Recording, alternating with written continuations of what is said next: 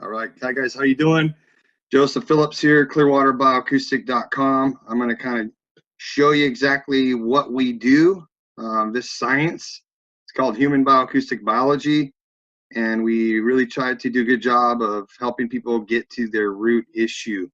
So we're using bioacoustics, which is vocal acoustic emissions coming from the voice that can be mathematically mapped out. So it's really math is medicine. And we're using that in conjunction with methylation, nutrigenomics, and epigenetics. If you want to know how this all works, go to the website, click on this link, and it breaks down the science a little more. But I'm going to show you the process, how this all works, how we get to the conclusions we do. But before we do that, a little disclaimer: this is intended for education, research, and data collection. Everything we're going to talk about is in terms of frequency equivalent. This statement has not been evaluated by the Food and Drug Administration. And as always, this product or service is not intended to diagnose, treat, cure, prevent, or mitigate disease. So always, please consult with your healthcare provider. These are, in fact, wellness management reports. And so let me show you how this all works. First step, you give me a call, schedule a time, I'll record you. We're using a program called Audacity to record. This is what it looks like.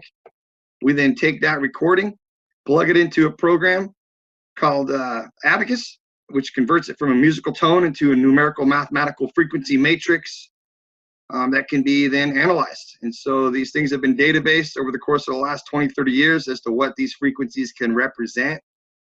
And so the end product looks like this. These are the reports, preliminary management reports coming through. We have 88 programs we can work with. I like to work with about 10 or 12 of them to really try to get to the root problem. And so the things that are coming up high on these reports are generally where we start. But let's just get into it. This individual was complaining about neurological issues, memory loss, and neck pain. And so we're going to do our best to try to show you how we got to the conclusions we did at finding what we thought is the root cause. So taking a first glance at this, I see oxytocin. We'll get back to that. There's some nucleic acids here. Amino acid cysteine sits below the methylation transsulfuration pathway. Phenylalanine is going to be a neurological neurotransmitter cascade issue. But what stood out to me initially by looking at this stuff on his reports was glutamine coming up high. And we definitely see some hormonal stuff here. But glutamine, glycine coming up high, and ornithine coming up low. There it is, ornithine. And so we're going to look at that first. You see H. pylori here. That's definitely a factor in all this. We're not going to get into that today. But let's look at those three factors here and see if we can try to come to some sort of conclusion as to what's going on. So just do a little keyword search here. High glutamine and glycine levels. And I know from previous experience that it does have to do with ammonia. And so let's look at this paper here. So we're always looking for updated studies. This came out in 2016.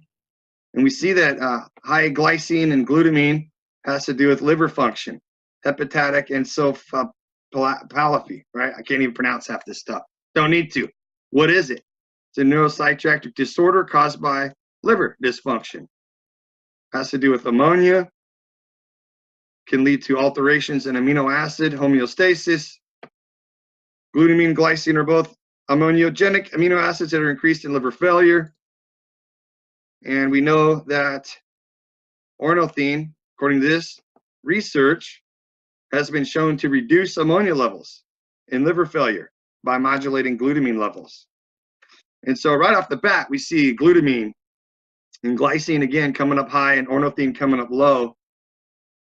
And so just to dig in kind of a little further here, let's type in, let's do a little keyword search for that. And I found actually a great website, Cleveland Clinic, on this liver issue, okay?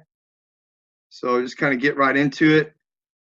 Again, they're confirming the other paper, neuropsychiatric abnormalities, liver dysfunction, neurologic and metabolic abnormalities. electrolyte disturbance, gastrointestinal issues, infections. We saw all that stuff in this person's reports. Pathophysiology, false neurotransmitter, astrocyte swelling, inflammation, oxidative stress as a result from the ammonia. And so getting back to, we're not going to go through all this material. There's not enough time.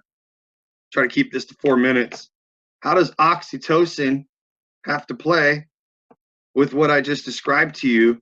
And this is how we connect the dots. So we're going to go back to here. We're going to find that this is also related to neurosteroids. Okay, it has to do with GABA receptors and neurotransmitters as well. And so how does oxytocin have to play in all this? What is oxytocin? Well, it's a neuropeptide hormone. It's a neurosteroid is really what it is. And so we can go through here and dissect this information. That's what we do. We map it all out, define it, break it apart, put it back together, see how it relates to the things that are coming through the reports. And that's how it works. That's how we kind of get to the root problem. We see estrogen down here. Okay, I think estrogen was also, I'll just do a little keyword search. Estrogen. Estrogen has been found to increase the secretion of oxytocin. So we can start putting the pieces together. What are we looking at in reports? What's coming through here? Analyzing the data, taking that data, breaking it down, putting it back together, and then building a protocol based on what we're finding. And that is how it all works, guys. So I'm going to try to be pumping these videos out probably once a week, hopefully. So stay tuned. If you're looking for more information on bioacoustics, you can always visit the website, clearwaterbioacoustic.com. And that's how it all works.